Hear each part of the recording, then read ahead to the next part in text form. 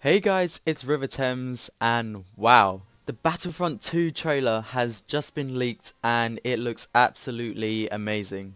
Unfortunately it got leaked on the EA Star Wars Twitter page and it got removed shortly after, but I think by that time pretty much everyone has seen it in the community, so for that reason I'm not going to show the full trailer out of respect, but I'm sure you can find it easily elsewhere because pretty much everyone is uploading it now.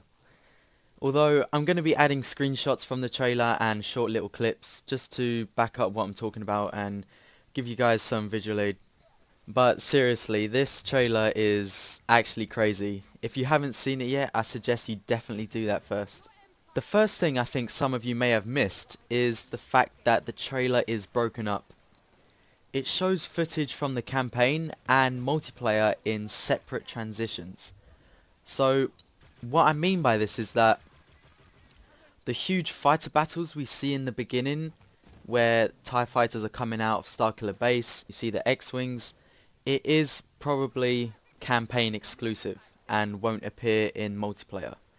They show all this large scale footage before the screen for fight multiplayer battles shows up, which is all about the online aspect which we're all familiar with. We get to see walkers, we get to see different maps, you know, we're all used to that. So although the space battles look incredible, it may just be exclusive in the campaign. Next we have this guy on Hoth. Notice what he's wearing? Yep, that's a jump pack. So it seems like the star card system will potentially make a return in Battlefront 2. This could be evidenced by a lot of the shots having troopers with the same armor, whereas in the old Battlefront 2, armor depended on what class you were playing as. But, you know, what do I know? So maybe there's a default armor, but you could select classes similar to Battlefield or Call of Duty. But one thing for sure is that the jump pack is making a return. Next we have this screenshot, where you can see 8080 walkers attacking this unknown planet. Not really too sure what it is, but I personally think it could be Khorasan. After Order 66, Khorasan was pretty much controlled by the Empire, and in this shot you can see original trilogy stormtroopers and walkers on the planet attacking this base or whatever it is going to be. Wikipedia states that Khorasan was under the Empire's control during the original trilogy, which is episodes 4, 5 and 6. This is evidenced by the red Imperial flag on the wall, and the tree in the front kind of reminds me of the Jedi Temple courtyard. So I personally think it could be Khorasan, but I've seen a lot of people on Reddit saying it could be Mandalore, so let me know in the comments which planet you think. I think it is definitely either Khorasan or Mandalore. Next, oh dude, we get to see Darth Maul and Yoda. This scene left me completely speechless. The graphics on each of them look absolutely amazing, and the way Maul animates his lightsaber is just quality. But something you may have missed in this scene is that the fact Yoda actually force pulls his lightsaber towards him. Pretty cool reference from Revenge of the Sith, where he's about to face off with Darth Sidious. He pulls the lightsaber from his robe using the Force and ignites it. Maybe this could be the entrance animation for Yoda when you spawn in. That would be incredible to see. A very subtle yet cool addition to the trailer by DICE there. I literally cannot wait to see Yoda in action on the Battlefront.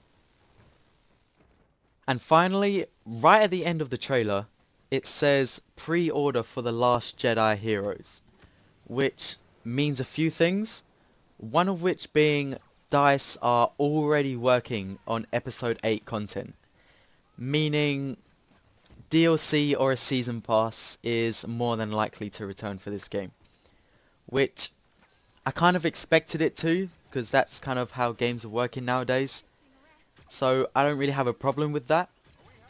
Also, since the sequel trilogy is in the game, there could potentially be some huge characters to make an appearance in episode 8 that we don't know of yet, or maybe we could see Luke Skywalker as a hero if he seems to be agile enough and happens to use his lightsaber in the next film, and that would be a DLC I wouldn't mind paying for. Little other mention, I saw this shot and it kind of looks like the Battle of Scarif, where it's just X-Wings and TIE Fighters, and it seems to be Scarif, the planet Scarif in the background. Also, as the X-Wings come in, they seem to fly over another ship. Maybe this is the scene where, spoilers, two Star Destroyers crash into each other in Rogue One and then they fall through the shield gate. Although, this shot was in the story mode part of the trailer, so again, it may just be campaign exclusive and might not be any Rogue One content in the multiplayer.